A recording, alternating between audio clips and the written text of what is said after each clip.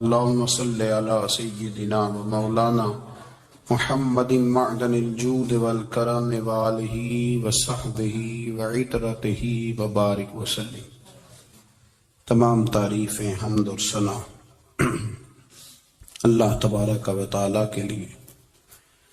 درود و سلام نبی اکرم نور مجسم شفیع معظم احمد مجتبیٰ جناب حضرت سیدنا محمد مصطفیٰ صلی اللہ تعالی علیہ وسلم کی ذات والا صفات کے لیے حمد و صلات کے بعد، دوستو، بزرگوں اور بھائیوں، قرآن مجید فرقان حمید میں اللہ تبارک و تعالی نے فرمایا ہے اپنے بندوں کو اپنی عبادت کی طرف توجہ دلائی، اپنے بندوں کے دلوں میں عبادت کا شوق، ذوق اور نظریہ پیدا فرمایا۔ فرمایا یا ایھا الناس اعبدوا ربکم الذی خلقکم، اے ایمان والو، اے لوگو، اپنے اس رب کی عبادت کرو جس نے تمہیں پیدا کیا ہے۔ میرے رسول کریم سید عالم صلی اللہ علیہ وسلم اتنا پسند کرتے مسجد کو، اتنا پسند کرتے نماز کو کہ رسول کریم صلی اللہ علیہ وسلم تہجد کی نماز بھی پڑھتے، پھر حضور فجر کی نماز بھی پڑھتے، نبی پاک وتر کو الگ کر کے پڑھتے، عشاء کے ساتھ نہیں پڑھتے۔ یہ تو ہم اس لیے اجازت دی ہمارے بزرگوں نے کہ بعد میں اٹھے گا کون علیحدہ وتر پڑھنے کے لیے، عشاء کے ساتھ پڑھ لے۔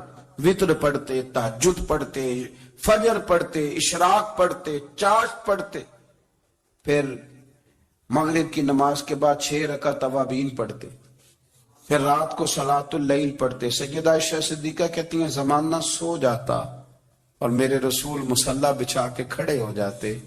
او یار، کھیتی باڑی کر کے نہیں، محنت مزدوری کر کے نہیں۔ جناب عائشہ کہتی ہیں میں یہ بھی دیکھتی کہ حضور ایک آیت شروع کرتے تو ساری رات اسی کو پڑھتے، اور میری نظر جاتی تو قدم مبارک پہ ورم آ جاتا۔ یار نماز پڑھ پڑھ کے، اتنی مشقت کر کے، اتنی جد و جہد کر کے ورم آ گیا، یا رسول اللہ اتنی محنت کیوں کرتے ہو؟ فرمایا افلا اکون عبدا شکورا، کیا میں اپنے رب کا شکر گزار بندہ نہ بنوں؟ صحابہ کا ذوق عبادتوں کا، ریاضتوں کا، تلاوتوں کا، طبیعت ہے ان کی، وہ ایک دوسرے کو۔ حضرت مولا علی شیر خدا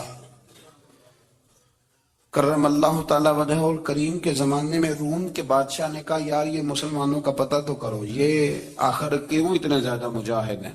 اس زمانے میں جاسوس بھیجنے کا مزاج تھا، اب تو جاسوس پکڑا جاتا ہے۔ سجدے کا ذوق شاہ عبدالعزیز دباغ رحمۃ اللہ تعالی علیہ اپنے مریدوں سے فرمایا کرتے تھے کہ اگر تم پکے نمازی بن جاؤ نا، تہجد گزار ہو جاؤ، تو میرے پاس آنا جانا چھوڑ دینا۔ اور اس کی حضور کیوں؟ فرمایا میں تمہارے اور رب رسول کے راستے میں رکاوٹ نہیں بننا چاہتا، اور میرا مقصود ہے تمہیں وہاں تک پہنچانا۔ جب پہنچ گئے تو پھر میری ضرورت ختم ہو گئی۔ ہاں کبھی وسوس آئے، شک پیدا ہو، تکلیف ہو تو آنا، ورنہ میں نہیں چاہتا کہ میں رکاوٹ بنا رہوں۔ تم اللہ اللہ کرو، اس مالک کو راضی کرو۔ میرے رسول پاک علیہ وسلم نے فرمایا بندہ اللہ کے سب سے قریب اس وقت ہوتا ہے جب وہ سجدے کی حالت میں ہوتا ہے۔ کس کے قریب ہوتا ہے؟ اللہ کے سب سے قریب ہوتا ہے، وہ بڑا نیڑے ہے رب کے، بڑا قریب ہے، اس لیے کہ وہ حالت سجدہ میں، وہ جب سجدے کرتا ہے نا، اس کی بارگاہ میں جب جھک جاتا ہے۔ آپ ذرا سجدے کی کیفیت دیکھیں نا، زبان بھی یہاں ہے، آنکھ بھی یہاں ہے، کان بھی، عقل بھی ساری، اس نے سارا کچھ رکھ دیا سجدے میں۔ آپ وہ کبھی پیچھے جائیں تو دیہاتوں میں کہا جاتا تھا ناک سے نکیریں نکالو، بہت بڑی سزا ہوتی تھی نا، ناک سے نکیریں نکالو، بڑی سزا ہوتی تھی۔ تو اس نے کہا مالک مجھے کسی نے کہا نہیں، پر دیکھنا میں نے رکھ دی ساری عقل سجدے میں، اور رکھ کے کہا کیا؟ سبحان ربی اللہ، میں پست ہوں تو اعلیٰ ہے، اللہ تو میرا رب ہے اور تو سب سے اعلیٰ۔ اتنا، اور فرمایا جب یہ اس کیفیت میں ہوتا ہے تو پھر یہ اپنے رب کے قریب ہوتا ہے۔ کثرت عبادت، نوافل۔ ہمارے ہاں عمرے کی قرآن اندازی محفلوں پہ ہونے لگ گئی ہے، حالانکہ حدیث سے ثابت نہیں۔ میں دوستوں سے کہتا ہوں جائز ہے، کرنی چاہیے، عمرے کی قرآن اندازی جائز ہے، پر کسی حدیث میں نہیں آئی کہ قرآن اندازی کرو عمرہ کرو۔ حدیث میں قرآن اندازی یہ آئی ہے کہ نبی پاک علیہ السلام نے فرمایا تمہیں پتہ چل جائے نا پہلی صف کا ثواب کتنا ہے، تم قرآن اندازی کرو۔ عمرے کی قرآن اندازی کا تو پوسٹر چھپتا ہے، تو یہ والی قرآن اندازی کب ہونی ہے؟ ہونی چاہیے کہ نہیں؟ حضور نے فرمایا تمہیں پتہ چلے کہ اس کا ثواب کتنا تو تم قرآن اندازی کرو، تم قرآن ڈالو۔ جب آپ نماز پڑھ رہے ہوتے ہیں، جب آپ کا مصلی آباد ہوتا ہے، صلاح الدین ایوبی ایک بزرگ سے ملاقات ہو گئی، بیت المقدس پر قبضہ تھا عیسائیوں کا، تو صلاح الدین بڑے پریشان تھے۔ بابا جی کہنے لگے پتر کیا ہوا؟ کہنے لگے حضور پتہ چلا ہے دشمن کے 2 بحری بیڑے اسلحہ لے کے آ رہے ہیں، مسلمان پہلے ہی کمزور ہیں، اور اب اگر 2 بحری بیڑے اور آ گئے تو حضور مسئلہ بن جائے گا۔ تو میں پریشان ہوں کہ کس طرح یہ کم مسئلے والی ہماری فوج ہے کیسے مقابلہ کرے گی۔ تو بابا جی کہنے لگے پتر اس طرح کرنا، آج رات تو بھی دعا کرنا اور میں بھی کروں گا، تو بھی دعا کرنا، آپ ناراض نہ ہونا، ہم تو پیروں والے ہیں، ہم تو پیروں کے نوکر غلام ہیں، ہمارا تو گزارا ہی نہیں، ہمیں تو ملتا ہے سارا کچھ وہاں سے۔ پر میرا سوال یہ ہے کہ تعویذ لینے جاتے ہو نفل کیوں نہیں پڑھتے؟ رات اللہ اللہ کیوں نہیں کرتے؟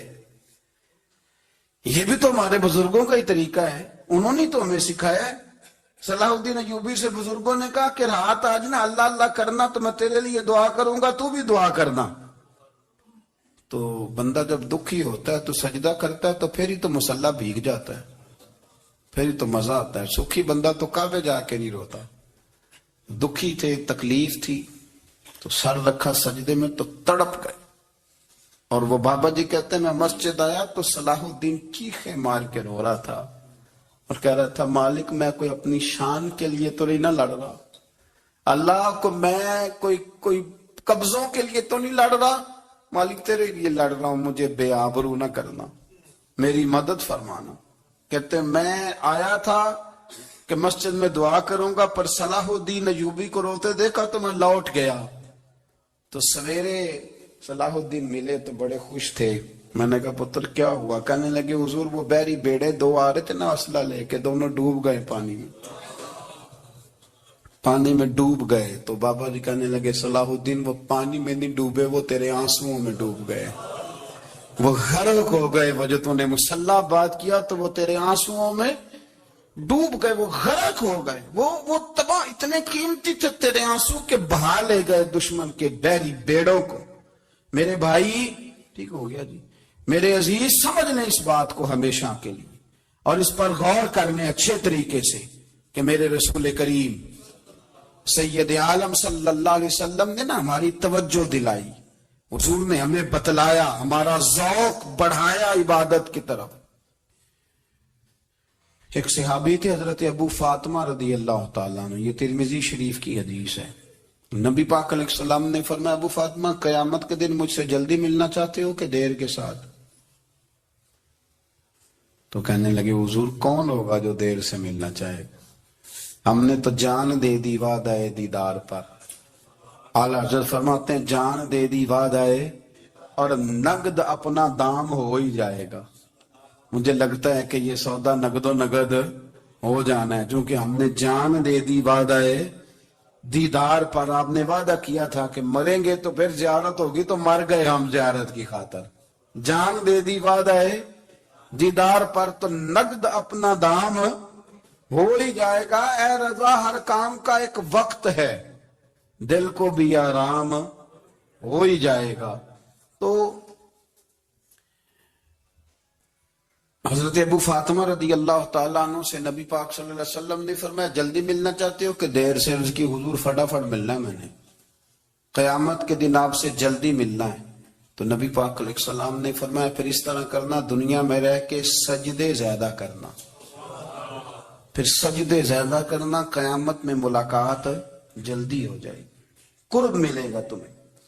اپنے بچوں کے اندر دیکھیں نا، ہم شوق پیدا کرتے ہیں، ہمیں صحیح لفظ نہیں بولنے آتے پر ہم بچوں میں شوق پیدا کرتے ہیں کہ پتر ڈاکٹر بن جائے گا تو بڑا نفع کرے گا، تو لوگوں کی خدمت کرے گا، ملک و ملت کی خدمت کرے گا، تیرے ابا کا نام روشن ہوگا، تیرے دادا کی تعریفیں ہوں گی۔ ہم یہ ذوق پیدا کرتے ہیں، ہم اپنے نوجوانوں کے اندر یہ فکر پیدا کرتے ہیں، انہیں ہم سمجھاتے ہیں کہ میاں جب تم پڑھو گے، محنت کرو گے تو فلاں آدمی کی طرح تمہارا نام ہوگا۔ یہ جتنا ذوق ہم بچوں کے اندر ان چیزوں کا پیدا کرتے، ہمیں حکم ہے کسی طرح ہم ذوق پیدا کریں کہ پتر نماز پڑھے گا تو اللہ راضی ہو جائے گا، تو سجدہ کرے گا۔ دیکھیں نا میرے رسول کریم علیہ السلام نے فرمایا 7 سال کے بچے کو مسجد لے کے جاؤ، یعنی اسے شوق دلاؤ، اس کے اندر یہ خاصیت پیدا کرو کہ اس کا دل کرے مسجد میں جانے کا، اس کے اندر یہ خصوصیات لاؤ کہ وہ ہمارے ہاں نا ہر چیز کو پرموٹ کیا جا رہا ہے، ہر چیز کو، یعنی سر سنگیت سکھانے کے لیے اکیڈمیاں بن گئی ہیں، ہر شے پرموٹ ہو رہی ہے، عبادت کا جذبہ کم ہوتا جا رہا ہے، اللہ کا ذوق ہمارے اندر نہیں رہا۔